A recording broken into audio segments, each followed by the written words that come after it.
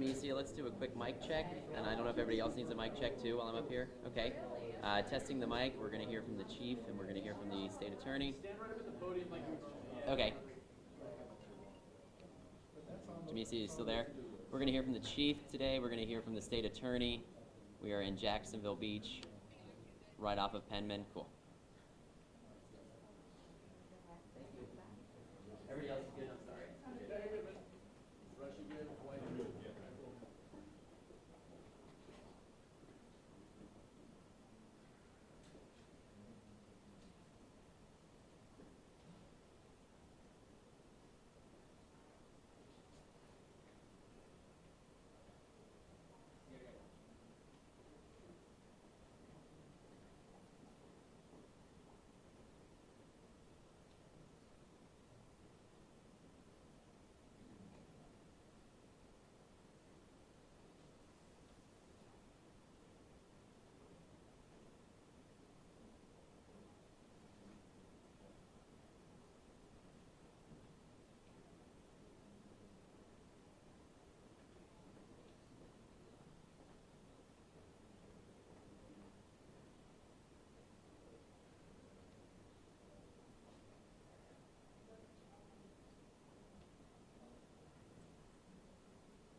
Hello, everybody. Just real quick, we're getting ready to start this press conference off. Appreciate everybody being here. Please understand, we will not have any questions afterwards, but I promise you, you'll have good information that will lead you from there, okay? So with that being said, I'm going to bring everybody in and introduce the Chief of Police with the Jacksonville Beach Police Department, okay?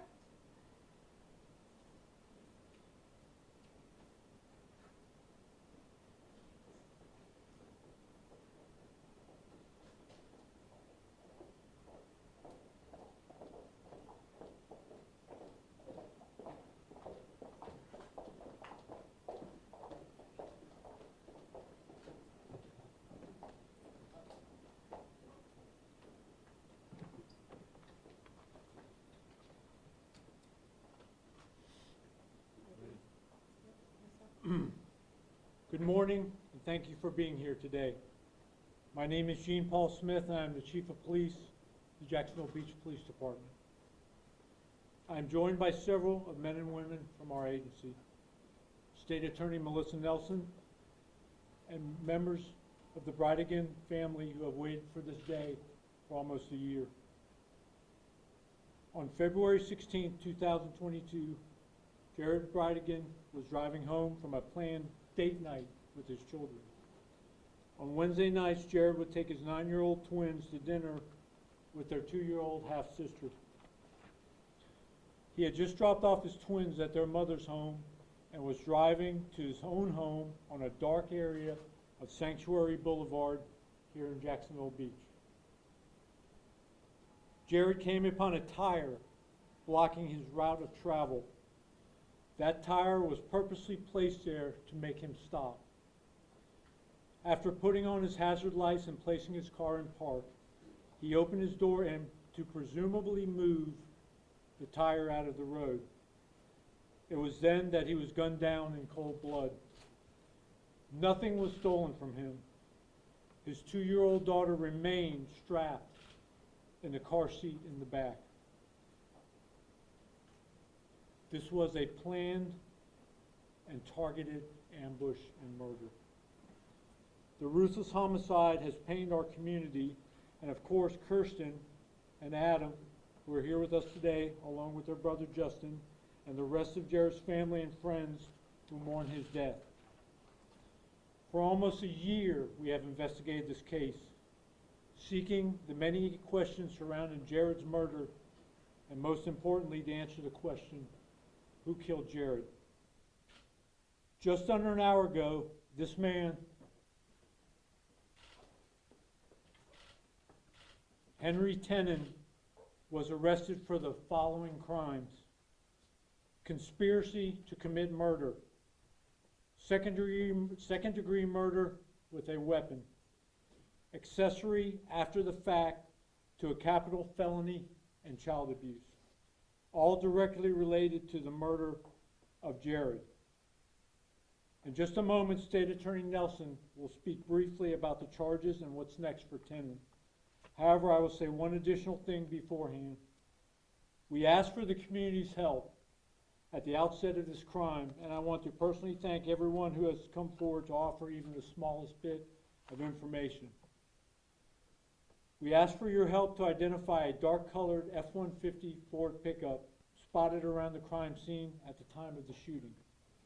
And we sought information about the tire planted in the road that stopped Jared.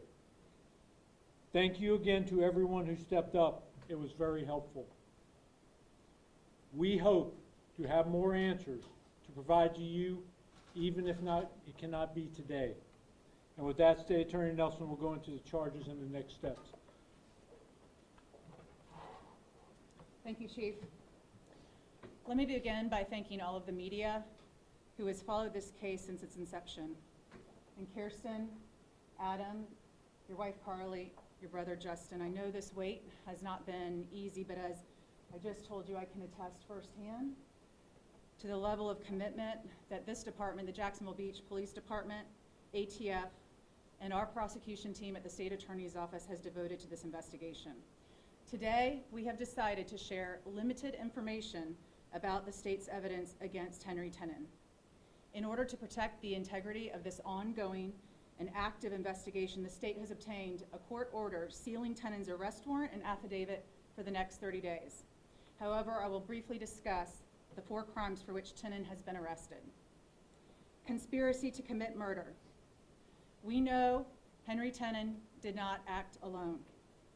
Conspiracy to commit murder is a first-degree felony, punishable by up to 30 years in prison. Accessory after the fact to a capital felony. This charge is based on Henry Tenon's actions in the days after Jared's murder. This crime is also a first-degree felony, punishable by up to 30 years in prison. Child abuse.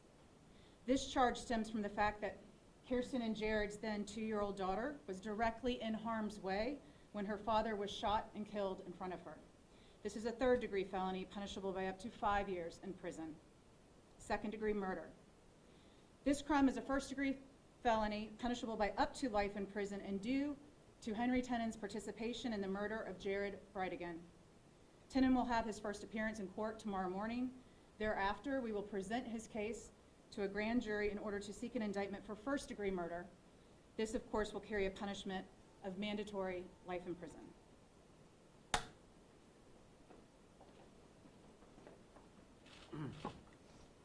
Thank you, State Attorney Nelson. The last thing I will ask is for this community to continue its vigilance as we move forward with this case. If you have any information about this man, Henry Tenon, as it relates to this crime, please contact the Jacksonville Beach Police Department or the State Attorney's Office. Thank you for being here and have a good day. Thank you.